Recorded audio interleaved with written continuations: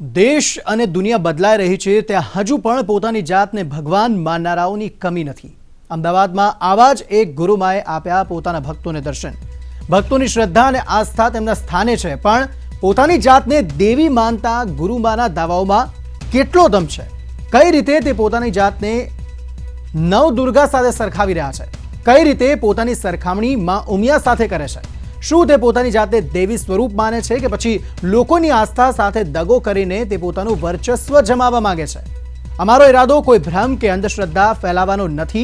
અમે આ બાબતે સમર્થન પણ નથી આપતા, પણ એક હકીકતને અમે સામે લાવવાનો પ્રયત્ન કરી રહ્યા છીએ। અમે ગુરુમાના દાવાને સમર્થન નથી આપતા, કારણ કે જો દૈવી શક્તિ હોય તો તેને પુરાવા આપવાની જરૂર નથી હોતી। કળિયુગના આ એક એવા દેવી છે જેમના શબ્દોમાં પણ કળિયુગની ભાષાના દર્શન થાય છે। આ એક એવા ગુરુમાં છે જે પોતાના ભક્તો માટે તારણહાર હોવાનો દાવો કરે છે। આ એક એવા દેવી છે જેમની પાસે તમામ શક્તિ હોવાનો તે દાવો કરે છે। તેમને નથી લાગતો તાપ કે નથી વળતો પરસેવો। આખરે આ કળિયુગના દેવીના દાવામાં કેટલો દમ છે? કળિયુગના ગુરુમાના દાવામાં કેટલો દમ છે તે સવાલ અહીં ઊભો થઈ રહ્યો છે। આપણે જણાવી દઈએ કે આ દેવીમાનું કહેવું છે કે વર્ષ 2006માં સાક્ષાત ભગવાન, સાક્ષાત દેવીના તેમનામાં અવતરણ થયું છે અને લગભગ 11 વર્ષથી તે આ પ્રમાણે શોભાયાત્રા કાઢી રહ્યા છે। અને આ શોભાયાત્રા દરમિયાન ગુજરાતના રાધેમાના દર્શન તમામ લોકોને થઈ રહ્યા છે। આપણે જણાવી દઈએ કે અમે આ બાબતે સમર્થન નથી આપતા, પરંતુ શું ખરેખર કળિયુગના જમાનામાં લોકોને આ પ્રકારના સાધુ સંતો કે સાધ્વીની શું જરૂર છે તે સવાલ અહીં ઊભો થઈ રહ્યો છે। હવે આમ તો કહેવાય છે કે જ્યાં શ્રદ્ધા હોય છે ત્યાં પુરાવાની જરૂર નથી પડતી, અને લોકોની આ જ શ્રદ્ધાનો દુરુપયોગ કેટલાક લોકો કરે છે।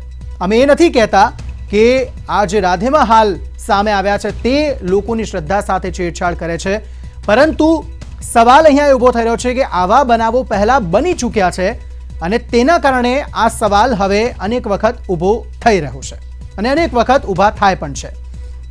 પોતાની જાતને સાધુ સંત કે સાધ્વી ગણાવતા લોકો કઈ હદે કળિયુગના જમાનામાં પાપ આચરતા હોય છે તેવા બનાવો પણ અનેકવાર સામે આવી ચૂક્યા છે।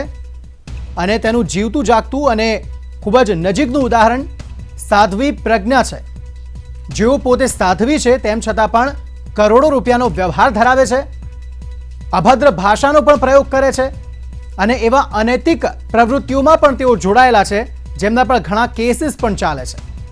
હવે સવાલ અહીંયા ઊભો થઈ રહ્યો છે કે શું કળિયુગના લોકોએ, હાલ કળિયુગ ચાલી રહ્યો છે અને આજના આધુનિક જમાનામાં શું લોકોએ આવા સાધુ સંતોનો આશરો લેવો? આખરે શા માટે? સવાલ અહીંયા એ ઊભો થઈ રહ્યો છે અને સાથે સવાલ એ પણ ઊભો થઈ રહ્યો છે કે આ ગુરુમાના દાવાઓમાં દમ કેટલો છે? નવદુર્ગા જ રમે તો અમે તમને નવદુર્ગા કહી શકીએ? અમે કીધું નવદુર્ગા કે એના ખોરડે ગયા તો કે અમે ઉમિયાવાળા છીએ, અમે તમને ઉમિયા કહી શકીએ? તું કહી શકે છે। એટલે હું એટલે શ્રી મા તરીકે ઉત્પન્ન થઈ કે જેની જે પણ માં હોય, જેની જે પણ કુળદેવી હોય, હું એની માં થઈશ। એના રસ્તામાં બે ભાઈ બાચતા હશે તો ભેગા ખાઈને એક ભોજન કરાવીશ। કોઈનો પરિવાર તૂટવા નહીં દઉં, કોઈનો ઓટલો નહીં તૂટવા દઉં ને કોઈનો રોટલો નહીં તૂટવા દઉં। એવા જ્ઞાનને એવા આશય સાથે મેં હું શોભાયાત્રા કાઢવા બહાર નીકળું છું। જ્યારે જગદંબા રણચંડી હોય ત્યારે એને તો 16 શણગાર વગર ક્યાંય ના શોભે।